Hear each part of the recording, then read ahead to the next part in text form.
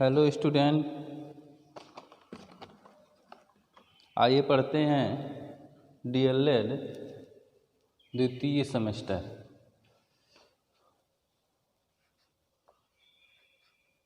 DElEd द्वितीय semester, इसके अंतर्गत पिछले दिनों हमने पढ़ा वैदिक शिक्षा क्या है, वैदिक शिक्षा की प्रमुख भूमिकाएं या वैदिक शिक्षा की व्यवस्था और वैदिक शिक्षा के उद्देश्य के बारे में। आज हम लोग शुरू करते हैं बौद्ध शिक्षा। हमने बताया था प्रारंभिक शिक्षा या प्राचीन शिक्षा दो प्रकार की थी, एक वैदिक शिक्षा और दूसरी बौद्ध शिक्षा। तो दूसरी शिक्षा पढ़ते हैं हम, जिसका नाम है बौद्ध शिक्षा।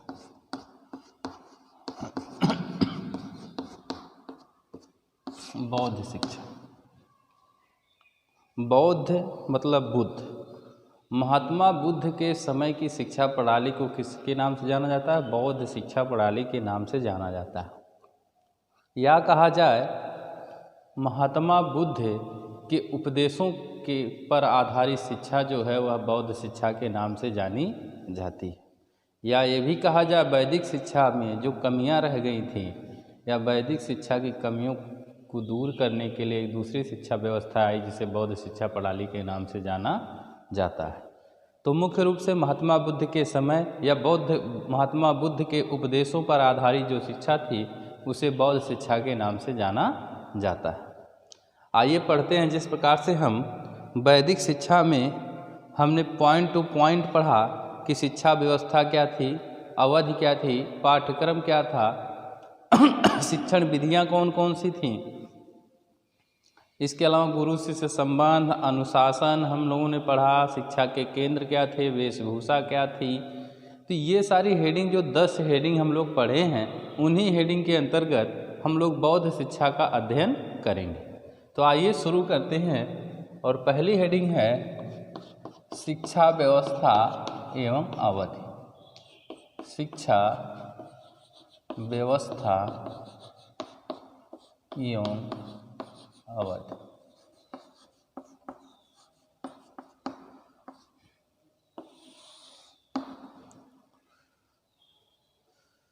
जिस प्रकार से वैदिक शिक्षा में एक प्रमुख संस्कार हमारे सामने निकल करके आया जिसे कहा गया उपनयन संस्कार, और उपनयन संस्कार के बाद गुरुकुल में शिक्षा प्रारंभ हो जाती थी, उसी प्रकार से बौद्ध शिक्षा का प्रारंभ भी एक संस्कार से होता है और उस संस्कार का नाम है प्रवज्जा संस्कार। प्रवज्जा संस्कार।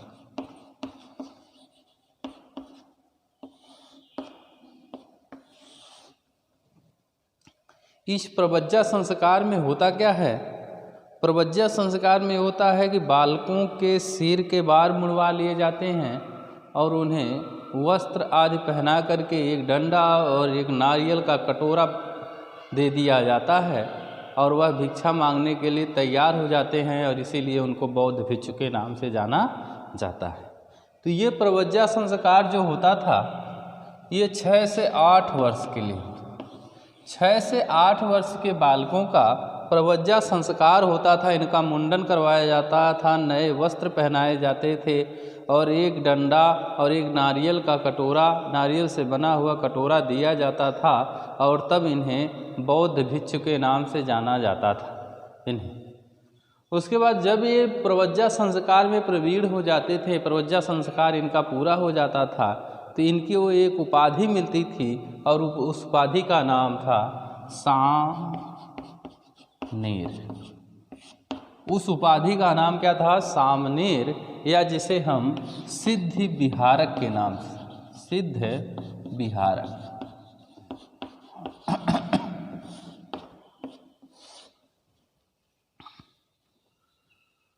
तो हमने क्या पढ़ा कि बालक जब 6 से 8 वर्ष का होता है तो उसका प्रवज्जा संस्कार होता है।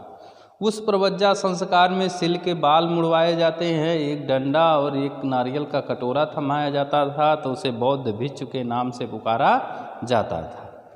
और यह बौद्ध भिक्षु जब एकदम तैयार हो जाता था तो उसे सिद्ध विहारक या सामनेर के नाम से जाना जाता था। इसके बाद होता ये था, इन्हें एक बाल पोथी दी जाती थी। सिद्धिरस्तु नामक एक बाल पोथी पढ़ने के लिए मिलती थी।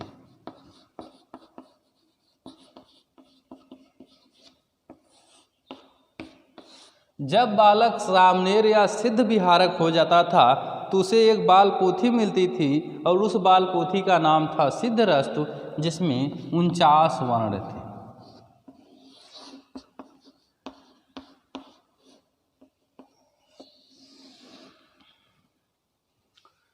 तो सिद्धरस्तु नामक बाल पोथी पढ़ने के लिए दी जाती थी, जिसमें 49 वर्ण थे। बालक जब इस सिद्धरस्तु नामक बाल पोथी को पढ़ लेता था तो उसे 5 विद्याओं का ज्ञान दिया जाता था। तो 5 विद्याएं कौन कौन सी आइए देखते हैं। सिद्धरस्तु नामक बाल पोथी जिसमें 49 वर्ण थे, वह जब पढ़ लेता था बालक तो उसे 5 विद्याओं का ज्ञान दिया जाता था। तो कभी कभी पूछते हैं कि बौद्ध शिक्षा में वो 5 विद्याएं कौन सी थी। देखते हैं 5 विद्याएं।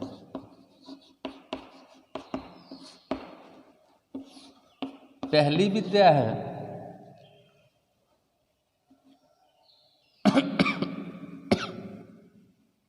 शिल्प विद्या।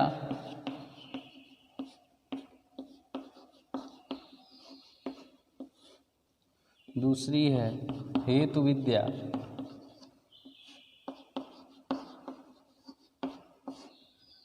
तीसरी है चिकित्सा विद्या।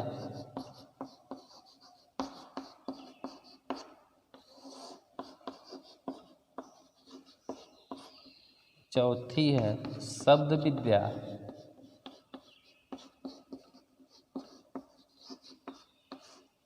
और 5वीं है आध्यात्म विद्या।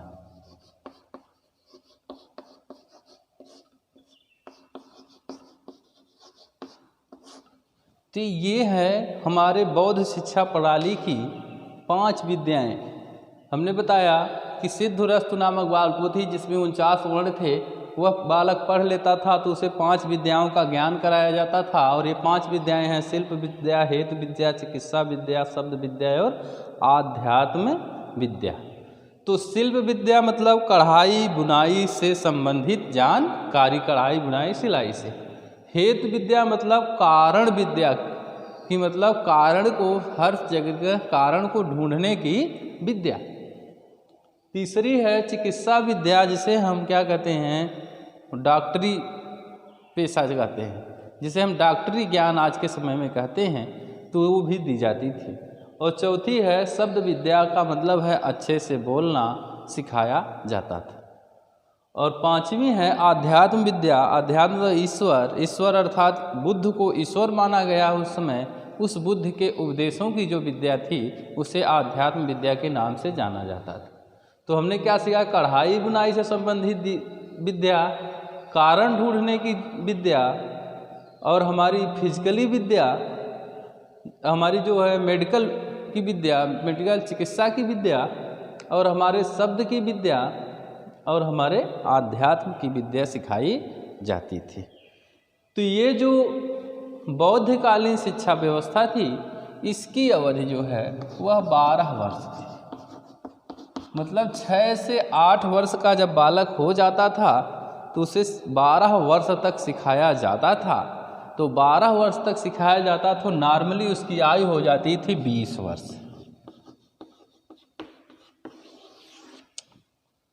20 वर्ष हो जाती थी तब भी उसको एक संस्कार किया जाता था, और उस संस्कार का नाम है उपसंपदा संस्कार।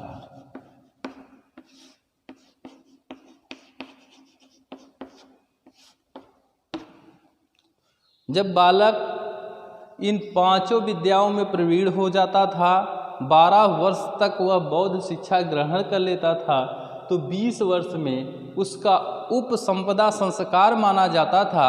तो इसका मतलब ये है कि वह बौद्ध जो है शिक्षा प्रणाली को पूरी तरह सीख चुका है, और वह घर के नज़दीक जा कर के निवास कर सकता है, वह ईश्वर का अध्ययन कर सकता है, आध्यात्मिक अध्ययन कर सकता है। तो उपसंपदा संस्कार किया जाता था और इस उपसंपदा संस्कार में 10 बौद्ध नियमों का ज्ञान कराया जाता था या शपथ दिलाई जाती थी। तो आइए देखते हैं कि 10 वो बुद्ध के नियम कौन कौन से थे।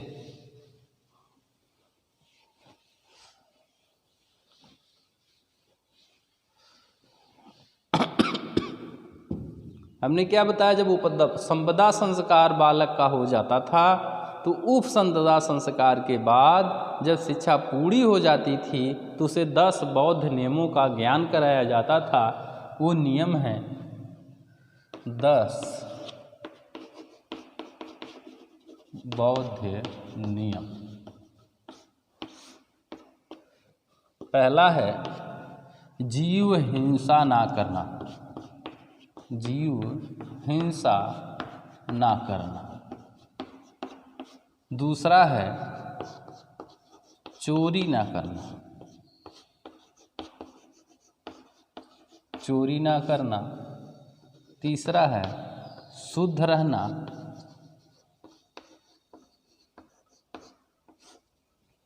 चौथा है असत्य ना बोलना।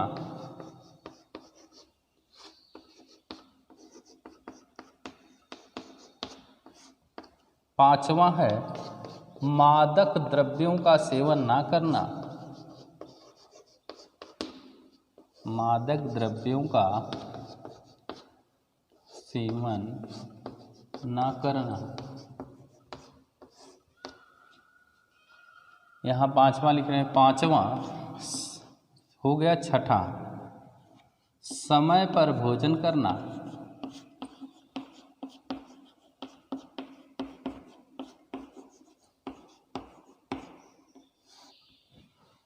सातवां नृत्य संगीत एवं तमाशा से दूर रहना।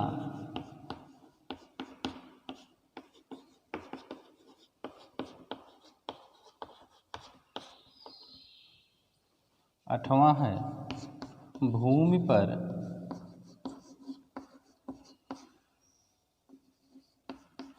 शयन करना।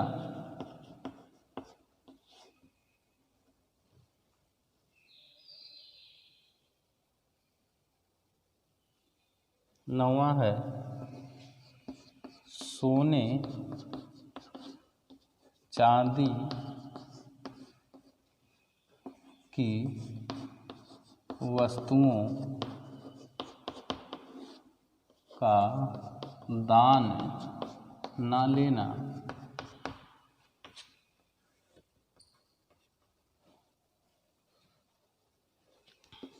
10वां है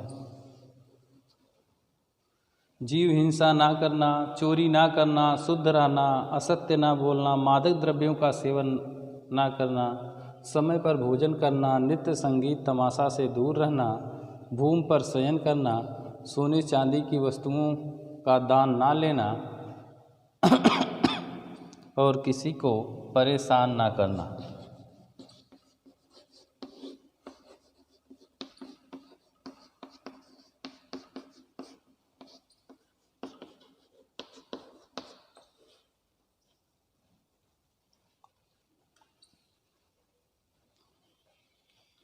तो ये हमारे क्या हैं 10 बौद्ध नियम, जिसके अंतर्गत हमने क्या सीखा, जीव हिंसा ना करना, चोरी ना करना, शुद्ध रहना, असत्य ना बोलना, मादक द्रव्यों का सेवन ना करना, समय पर भोजन करना, नृत्य संगीत तमाशा से दूर रहना, भूमि पर शयन करना, सोने चांदी की बनी हुई वस्तुओं का दान ना लेना और किसी दूसरे को परेशान ना करना। ये हमारे क्या थे 10 बौद्ध नियम थे।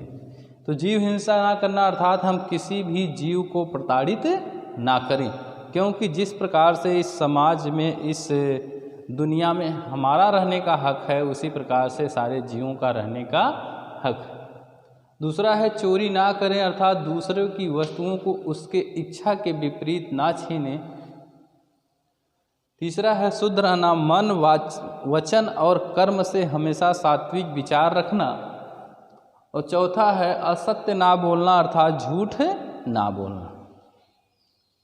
पांचवा, मादक द्रव्यों का सेवन ना करना, अर्थात बीड़ी हो गया, सिगरेट हो गया, शराब हो गया, पान हो गया, गुटखा हो गया, इन सारी चीज़ें जो हमें क्या करती हैं, मदमस्त करती हैं, अर्थात जो हमारे शरीर को हमारे नियंत्रण से बाहर कर देती हैं, उनका सेवन ना किया जाए। छठा है समय पर भोजन करना, अर्थात भोजन के लिए समय निर्धारित था और उसी समय पर हमको भोजन करना चाहिए। सातवां, नृत्य संगीत एवं तमाशा से दूर रहना, अर्थात नाचने गाने और महफिल लगाने से क्या करें, हम बचें।